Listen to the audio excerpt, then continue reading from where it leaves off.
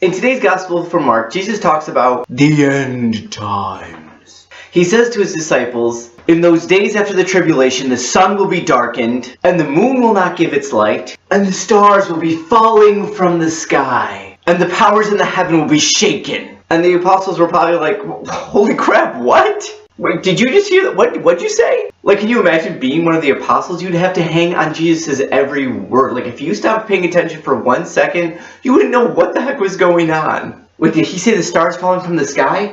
Is he talking about a dream, or is this for real? When Jesus says, "in those days after the tribulation," he's talking about the tribulation that we will go through at the end of time. There's going to be a period of great suffering and trials and tribulation that everyone's going to have to go through before the end. And then after we suffer for a while, everything's going to go dark. The sun's going to go dark, the moon's going to go dark, the stars are just going to fall out of the sky, and the powers of heaven will be shaken. That sounds pretty intense. And then we will see the Son of Man coming in the clouds. The Son of Man, of course, being Jesus. So we're going to suffer for a while, then everything is going to go dark, and the stars are going to fall out of the sky, and then we'll see Jesus coming down on a cloud, and some of us will be like, "Oh, thank God." And other people are going to be like, "Wait, that guy's real? I thought he wasn't real. I thought that wasn't a thing." This is awkward. Now when Jesus says, "and then they will see the Son of Man coming in the clouds," he's quoting scripture, a prophecy from the book of Daniel. It's hard to notice just from hearing the scriptures read at Mass, but Jesus quotes the Old Testament all the time. He was really good at it. But just because he was good at quoting the Bible does not mean he was a Protestant.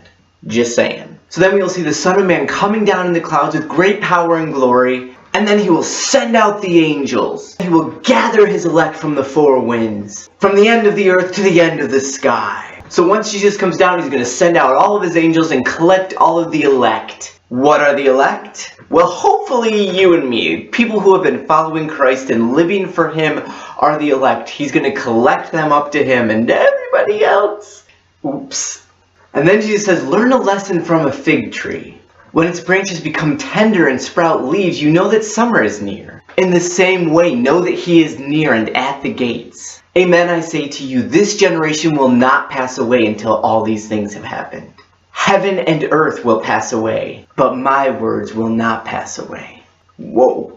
"But of that day or hour nobody knows, neither the angels in heaven nor the Son, but only the Father." So basically Jesus is saying when everything starts going crazy and the stars are falling out of the sky and everything's dark and you've been suffering for a really long time and Jesus is coming down on clouds and shooting out angels, you know it's the end of the world. But no one knows when it's going to happen, so don't bother trying to figure it out. Yeah, what do so many people do? They keep trying to figure it out. Now a lot of Protestants believe in a thing they call the rapture, where like Jesus takes all of the good people up to heaven, and then there's like 7 days where all of the people who weren't good have to like suffer through all this stuff. But that's not what we believe as Catholics. That doesn't really make sense. Because according to scripture, the rapture or the end times or whatever you want to call it, all happens on one day. It's all like one event. Like Jesus comes down in the clouds, sends out his angels, bang, his followers go to heaven and everyone else goes to hell. The verse they quote is from Luke, where Jesus says, "I tell you in the night that 2 men will be sleeping and one will be taken and one will be left behind." However, if you look before that, Jesus is referencing Noah and the flood, and he says, just like with Noah, someone's going to be left behind and someone's going to be taken. Well, do you remember the story of the flood? The people left behind were the good people. The people taken were taken straight to hell. And if you look in 1 Thessalonians, it says, "Then we who are alive, we who are left, will be taken up into heaven." So really the left behind people are going to be the good people, the followers of Christ, all that.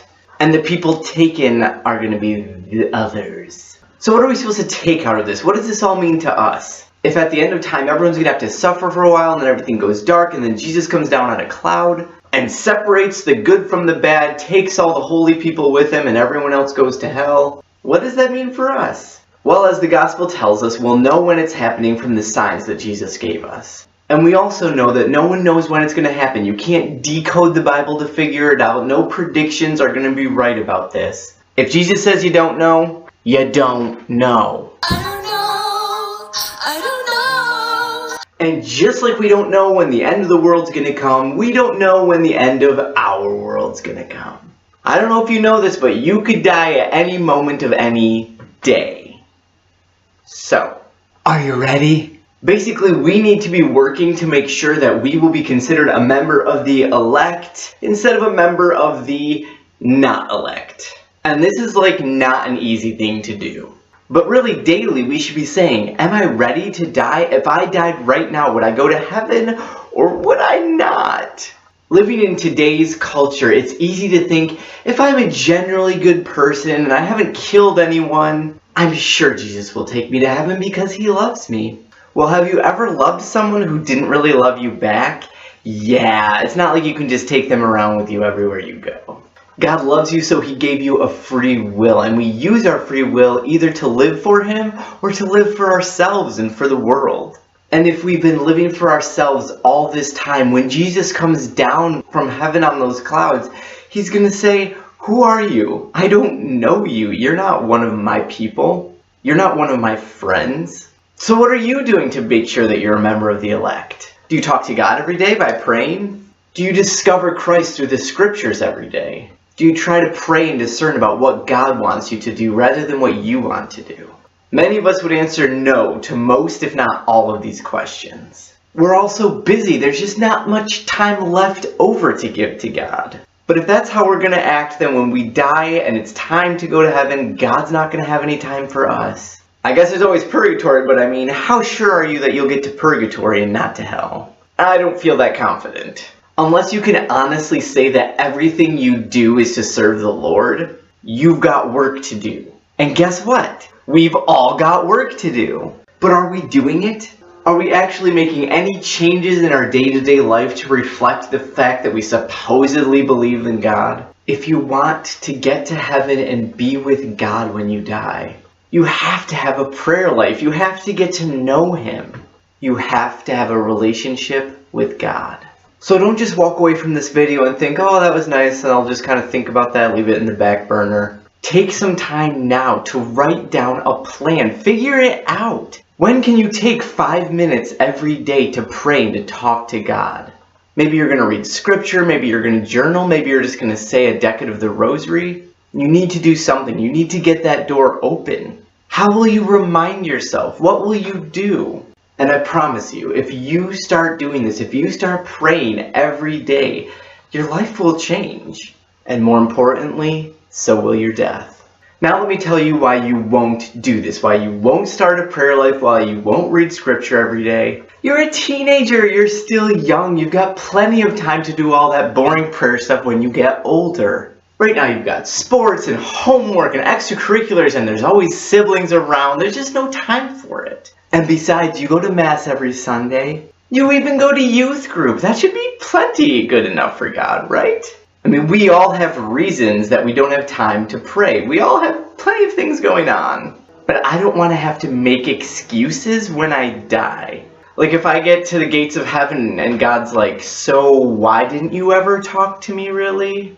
I don't want to be like, well, you see, I had these things, homework and sports, and I just, sorry. Oh, you're gonna be sorry. We're all gonna be sorry. Unless we get our acts together and start building a relationship with God. And it's not like prayer has to just be like suffering on earth so that we can get to heaven. The more you pray, the more God can work in your life and the happier you'll be. I mean, have you ever met someone who like prays all the time and is really holy and dedicates their life to God, but they're just miserable and hate their life? Probably not. I mean, if you know anything about the saints and their lives, the more they prayed, the happier they were. But we've lost our sense of prayer. We've lost our sense of a need for connection with Christ, with God. It's time to rediscover that connection. It isn't so hard to see.